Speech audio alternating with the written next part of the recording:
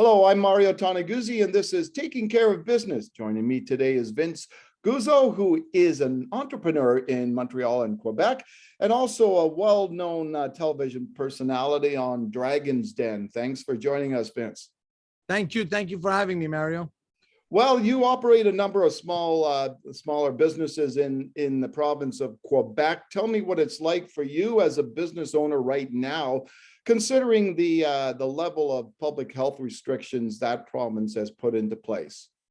Well, look, on an operational basis, it's actually probably not been, it hasn't been calmer than it's been in years. This is like, it's almost like the peace before the storm. Yeah. Unfortunately, it's the peace we didn't want. I mean, we'd rather be, in full hustle and bustle, and try and operate our businesses.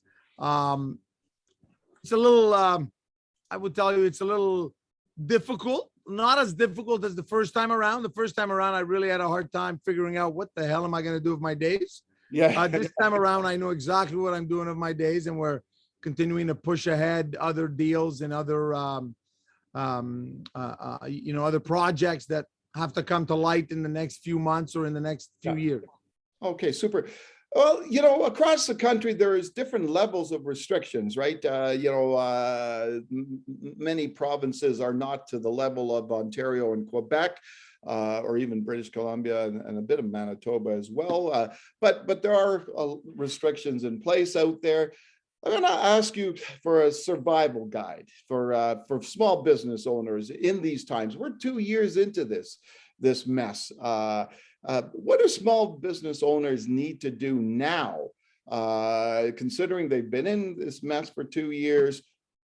There's no light at the end of the tunnel. What do they need to do to survive? Look, I think that, we've got to put our humbleness aside, and we've got to put our ego aside, and we've got to, do what has got to be done on a governmental level to get all of the subsidies, all of the helps you can get. A lot of times I know that especially amongst immigrants, we have this pride factor that comes in, and we say, I'm not gonna go get money from the government. I'm not going to be a dependent to the state in any way. But ultimately, I would tell those people to look at it a different way. You've paid taxes. It's just the return of your money. You've paid them. Now your money's coming back to you for one of the rare times to help you. The other thing is, as much as we're going to want to keep, our employees employed and so forth, I think that, Justin Trudeau has proven that he's taking care of them amply well. And so we should not necessarily have any guilty feelings about temporary layoffs and making sure that we keep and survive our cash flow as long as we can. We have to remember that temporary layoffs are never fun for employees, but they're never fun for employers either, because we're going to have to, call back those employees. And if they've gone elsewhere, that means we're going to have to replace them. But it is a message that sometimes needs to get sent to the wrong people we elected in office who don't know how to manage a pandemic. And so, if we don't give them the goods about what the real impact of their mistakes are. So, and the last thing you want is to keep people on your payroll and then end up that the company doesn't survive through it all. It's a great time to analyze and sit down and look at the fat, in the company, and see where you can trim the fat, where you can try and make yourself lean again. And it's also then a great time to take the stance of, hey, I always wanted to do this in the company. I always wanted to explore this kind of derivative operation. It's a great time to do it when, when you're in a position like, especially now, like we are in Quebec, where it's total shutdown, right? I mean, and so forth. What's interesting, you talk about that time to look inward, and trim the fat. I remember a few years ago back one of the recessions Calgary had many years ago. And Jim Gray, who was a well-known iconic figure here in the Calgary oil patch, was quoted on a short video clip talking about the recession. And he said that, sometimes recessions are good because it forces companies to look at their efficiencies. It forces them to look at what they do, because when the money's flowing, who cares, right? Yeah. No, but it is. I mean, recessions are, in all intents and purposes, they are a reset of valuations, right? And they are a reminder that, whoa, wait up a minute. There's certain things that are just getting out of hand here, and we need to refocus on the right stuff. Yeah. Yeah, when you look at, I hate to use the word, but it's a common word used these days, pivoting, right? How important is pivoting and being able to adapt, being able to change, being able to adopt, in this day and age for a small business owner? Look, I think it's important, but I think we do have to remember that part of that word, a big part of the word pivoting, is a buzz part of it, right? It's not, I mean, when you have a movie theater of 120,000 square feet and you're being told by a government that you're shut for the next 4 weeks, you're not pivoting anything. Yes, There's nothing to pivot. There's nothing to pivot. And even if they told you you're shut for the next 2 years, your pivot's going to be, okay, I'm going to rip down the theater and I'm going to build apartment buildings. That's still going to take you 36 months to complete, right? So you're not pivoting as easily as pivoting was a great word created by the tech people. Today we're working on graphics and tomorrow we're pivoting to something else because the new buzz is that, right? So, but that's easy. That's your computer and nothing's changing. Yeah. What you can pivot is the mindset of the company. So, for example, we've pivoted from a movie theater company to a food service and real estate company.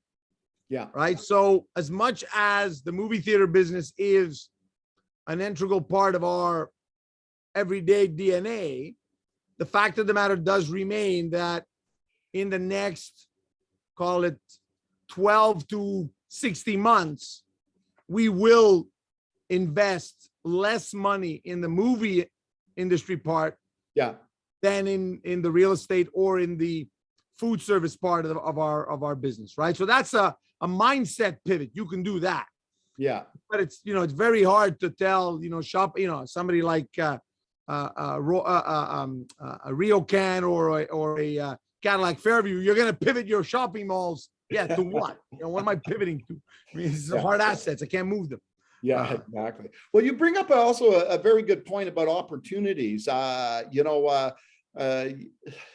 can, as a small business owner, sit there and go, oh, woe is me, right? But you can also take a look at, as you said, pivoting what you're doing for food services and real estate. So this is an opportune time, pardon the pun, to take a look at opportunities that are out there, right? Yeah, and it also depends. Look, I know restaurateurs who are at the brink of bankruptcy and want to get out of the business. And I know guys that are buying up more assets in the restaurant business because they claim it's going to be a pent-up demand once everything reopens. And in all intents and purposes, they were not wrong.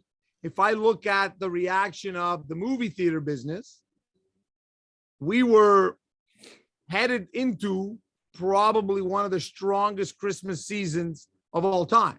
You got to remember, when a movie like Spider-Man makes $1 billion quicker than any other movie's ever made $1 billion without China, and I like to say without Quebec, wow, it's pretty impressive. And people are going back to the movies. So, if we remember well, when we first shut down in 2020, I had said, I think people are going to come back, not a problem. I didn't realize that a month away, 2 months away, is called a vacation. The problem is that when we shut down the second time, and that was an 8-month, 9-month closure. Yeah. Now that's a jail sentence. Yeah. So that's when people started, so the pent-up demand didn't occur the first time because it was a very small, short window of closure. But the Yeah. minute they went to 5, 6, 7, 8 months, that's, like I said, that's a jail sentence. And Yeah. so a lot of people saying, okay, now I want my liberty back. You know, I want to go to movies and so forth and so forth. And we saw that reaction.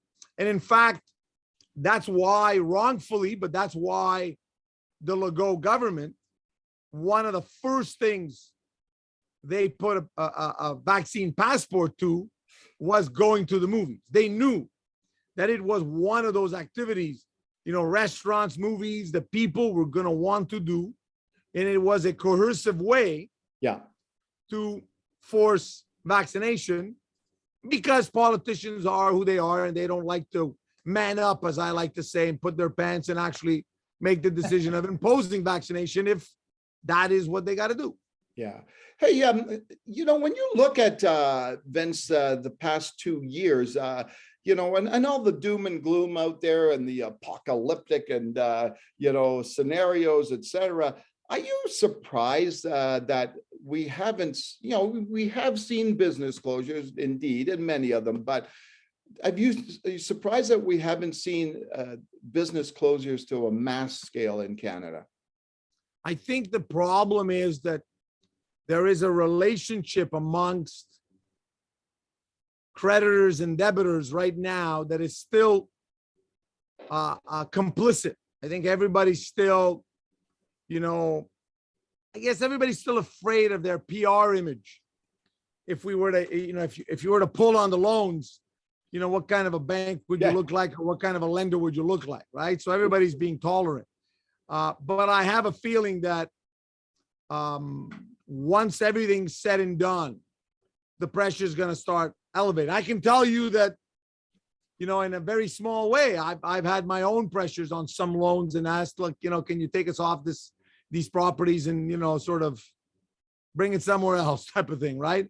Because I think the banks are expecting to have losses. And you have to remember that sometimes it's not the number of bankruptcies that's important. It's the size of one bankruptcy that may be important, right? So, you know, if we look at the movie industry, you may have one bankruptcy that may cost $1.5 billion to Canadian banks. And that makes the movie industry a little shaky for the Canadian banks, right? So, but once again, I said this within a month and a half of the beginning of the pandemic, when I got called by some banks and asked what I expected was going to be needed to be done.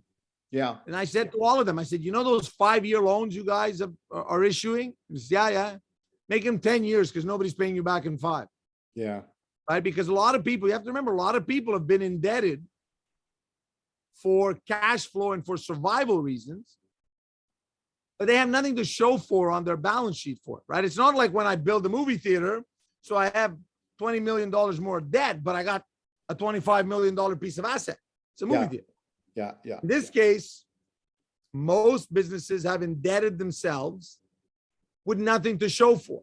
So they're basically eating away at their returned earnings, and they've weakened their balance sheet. Yeah. Right. And so I think, you know, but let's put it this way. I think BDC will have a more important role in the lives of small entrepreneurs going forward. Exactly.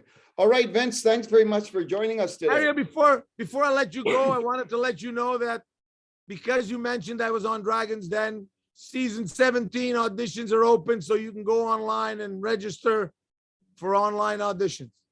Yeah, I might have an interesting idea for a media company. Who knows? Maybe that, or maybe we can do an oil deal or something.